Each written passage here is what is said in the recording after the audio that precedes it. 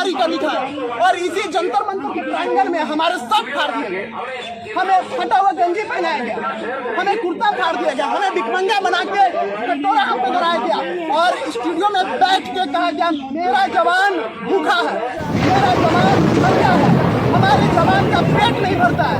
और रहना सब इससे बड़ा अमेरिका क्या चल सकता है कि देश की सेना रोड पे, देश का किसान रोड पे, देश का वीर नारी रोड पे, इससे ज्यादा अमेरिका क्या चल सकता है? इससे आप अंदाजा लगा ही सकते हो कि देश में क्या अमेरिका चल रहा है। राष्ट्रवादी मीडिया अपने आप को क्या उस मीडिया को जंतर मंतर पे दिखाई नहीं दे रहा है? उस मीडिया को नजर नहीं आ रही है? मीडिया किसके इशारे पे चल रहा है? संविधान की चौथा स्तंभ कहना वो मीडिया छोड़ दे अपने आप को। मैं आपको बताना चाह रहा हूँ। सबसे पहले तो मैं सारे मीडियागणों को आप लोगों को धन्यवाद देना चाहूंगा जो कि आप लोग पिछले 20 फरवरी से कंटिन्यू कवर कर रहे हैं। तो और आपके दर्शकों से मैं रिक्वेस्ट करूंगा जो कि इस वीडियो को ज्यादा से ज्यादा शेयर करें ताकि सारे फौजी अभिभावक और फौजी लोग इस वीडियो को देखें और ज्यादा से ज्यादा ओआरओपी के साथ जुड़े। क्या मुद्दा है सर देखिए, मुद्दा 1 रैंक 1 पेंशन का मुद्दा है जो कि सरकार ने 1 रैंक 1 पेंशन 20 जनवरी को जो सर्कुलर जारी किया उस सर्कुलर में काफी सारे विसंगतियां हैं। उस विसंगतियां के अंतर्गत में हमारे वीर नारी के साथ में छल हुआ, हमारे जेसीओ साहब के साथ में छल हुआ, हमारे जवान के साथ में पीएमआर से बाहर किया गया, हमारे जवान के साथ में छल हुआ। इन सारे विसंगतियां के एंगेस्ट में पिछले 20 फरवरी से कंटिन्यू हम लोग प्रोटेस्ट कर रहे हैं, जंतर मंतर से सांकेतिक प्रोटेस्ट कर रहे हैं और ये संकेत पूरे देश में आज फैल चुका है। देखिए सर, बात को समझना है। सबसे पहले ये प्रोटेस्ट जो है वो जो सिंपल सी बात है, सरकार ने हमें ओआरओपी 2 दिया है तो हम सरकार के अगेंस्ट में कि सरकार से ही मांगेंगे, तो हम सरकार के अगेंस्ट करकर सरकार से अपना हक मांगेंगे, वो भी संविधान के दायरे में और संविधान के अंतर। सरकार तो कह रही है अमेरिका चल रहा है।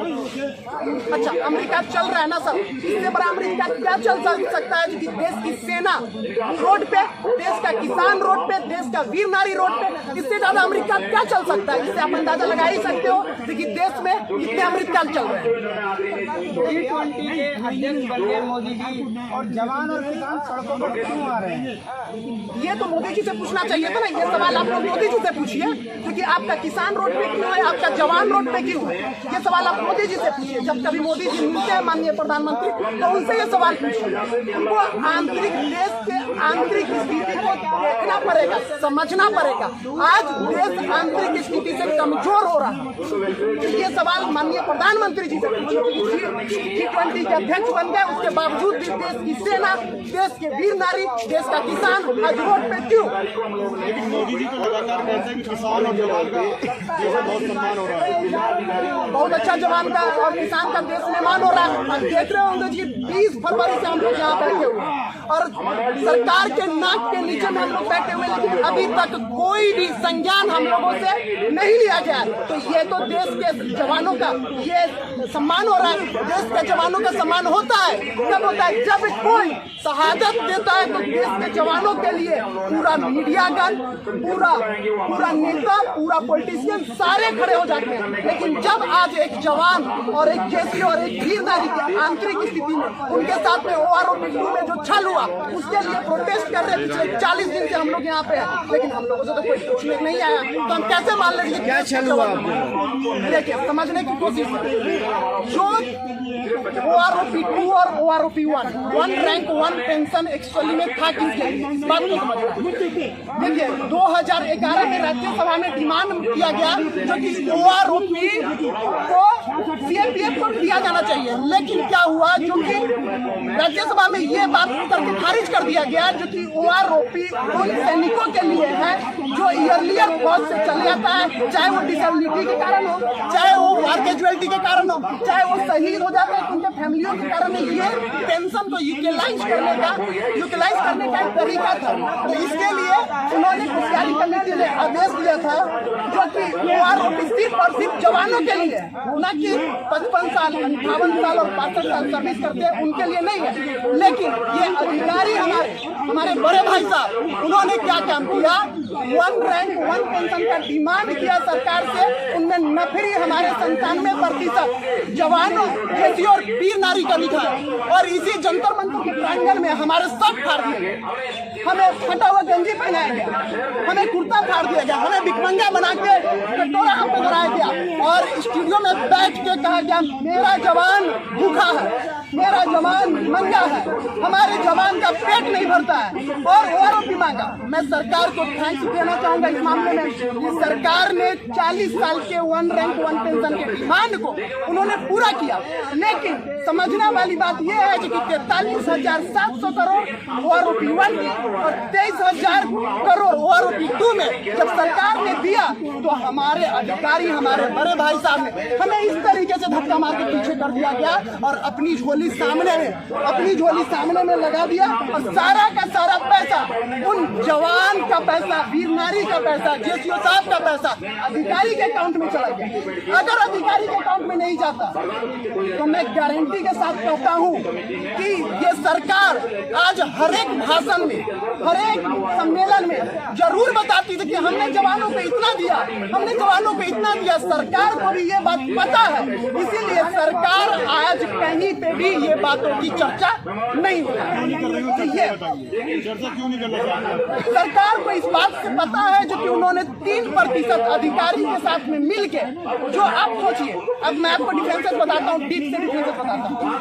2006 में चलते हैं, 2006 में एक वीर नारी का मतलब वो हुआ जो कि फौजी का, जो कि जिनका हस्बैंड या तो शहीद हो गए या विधवा हो गया, उनको हम लोग वीर नारी बोलते हैं। इस बात को समझना। तो एक वीर नारी का जो पेंशन हुआ करता था वो 3500 हुआ करता था, 4000 हुआ करता था।